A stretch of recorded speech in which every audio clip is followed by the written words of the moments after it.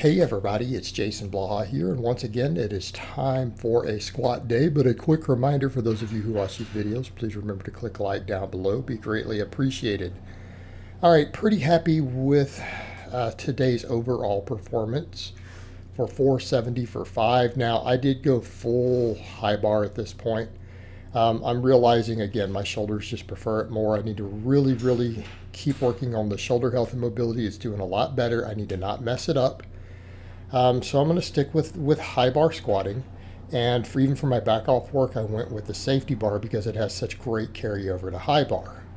Again, want to keep my shoulder health on point because I've got to get my bench up. If you guys plug in the numbers, I think people realize even this 5 rep set is indicative of a world record for my class in the big feds. We're not talking about whatever podunk fed allowed some extra 100 pounds to pass through that was 8 inches high. We're talking about big feds.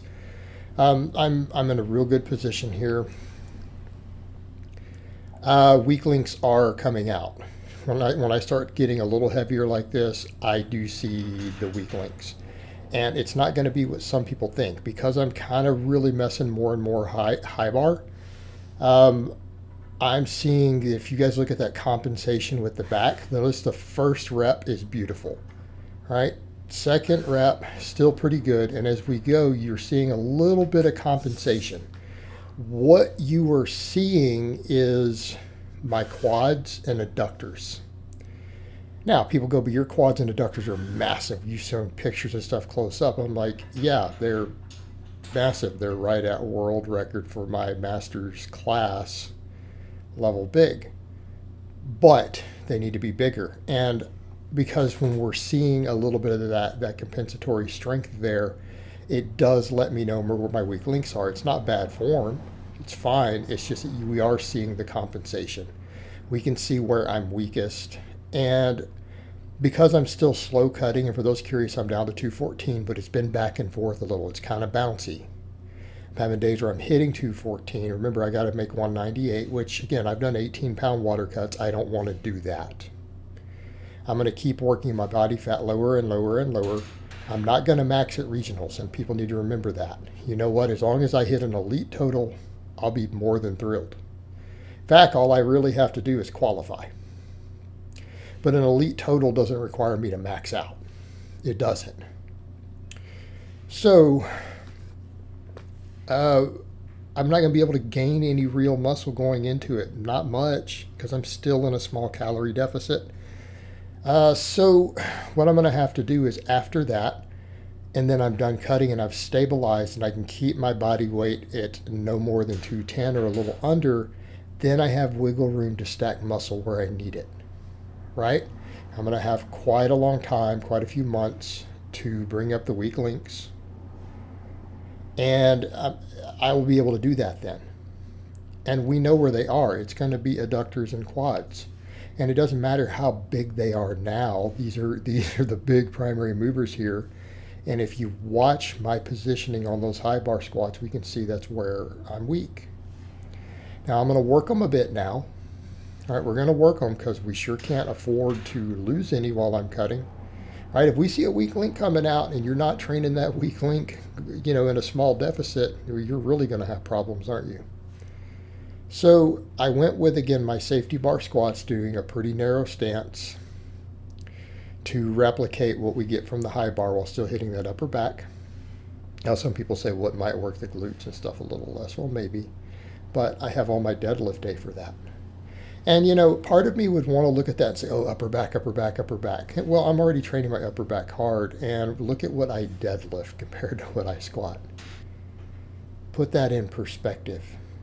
I just knocked down 525 for 8 reps the other day on a deadlift with full resets. I've done 500 for 11. You guys have seen me do 575 for 4 reps and leave one in the tank.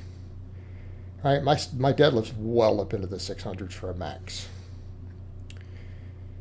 Again, easy record there.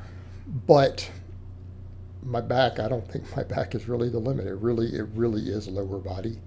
And I've got to bring that up. So we did 5 sets of 10 with these. I using normally what I would do for a boring but big on a back squat. And again, just save my shoulders. Saved my shoulders for bench day. And then we did some heavier goblet squats. Now I got even better clamps. I got those ISO clamps at Rogue Houses. I've been using those Titan ones, and even they're not good enough. I got some of the ISO clamps from Rogue. I ordered 3 sets of them. Man, these are good. And since I ordered 3 sets, I got free shipping.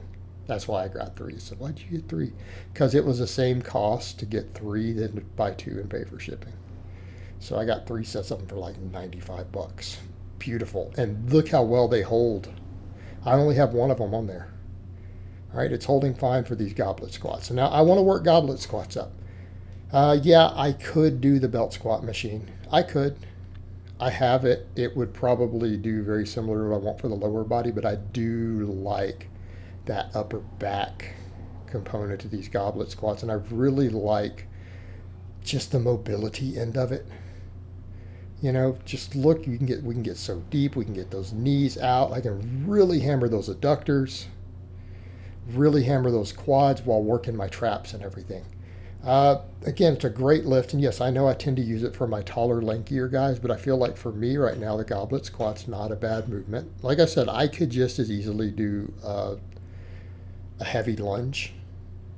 I could do my belt squat. I could do all those and still build that area. But I just feel like, because I do want my upper back and stuff to keep growing, and the goblet squats are so easy on recovery, right? This is a good way to go. And I want to build these up. I want to get real good at these. I feel like they'll help with that weak link done off the back end of my squatting. Again, once I can get my food up a little bit more. Okay. That is a factor. I mean, again, we can't burn the candle at both ends. And there's only so much we can do. I'm really not going to be able to get any stronger going into my first meet in quite a few years at this point. Going into regionals, I'm just not going to be able to get stronger. I'm going to be able to keep where I'm at, make weight, get leaner, then get stronger for nationals. But again, I'm not going to max out. Literally, my training maxes are fine. My training maxes are fine. And then, you know, we ended the workout the way we end all of them right now, 5x10 on wide grip pull-ups. Not interested in people's criticisms of my pull-ups. I don't care. I take my shirt off and everyone's like, your back looks like almost like a pro bodybuilder. Yep, that's it.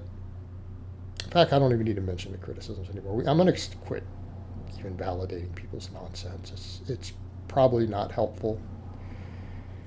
I'm just trying to do tons and tons of pull-ups. They're really good for my shoulder health these days. Doing these with external rotation to where I really focus on keeping those elbows forward. External rotation of the shoulder has done a lot for my shoulder health. I am back to messing with dead hangs every day. That's a big part of my shoulder health. And I'm seeing just slow improvements. And again, people noticed this last week. My overhead pressing is looking a lot better, right? I need to continue this trend and just be careful and not overdo anything. And I'm not saying I'm not going to incorporate other types of pull-ups eventually, or even some chin-ups. I just feel like these bring so much to the table. You know, and we can argue they may not be the best for biceps. It's a lot of bicep work, though, when you do that much volumes. But so I may throw some curls in on Friday. I might do a few sets of straight bar curls on my Friday workout. You know, because I've kind of said the Friday workouts are going to be a little bit of anything that's bodybuilder-ish, because I've already done my big 3 days. My squat, bench, deadlift have their own days. We overhead press on that day, on Friday. It's not really the same contested lift. It will help with my bench. It will help with my upper back. And then I kind of do any sort of bodybuilder-ish type stuff that I want to do at the end. So I'm considering putting some curls back in there, but I'm only going to do them once a week. But I'm doing 20 sets of pull-ups, and I'm walking around at 214, 215. You know, I'm doing over 200 pull-ups a week, wide grip. That's a lot of bicep work, but a little more as long as I can recover from it. So I hope it has been informative, and I will talk to you guys next time.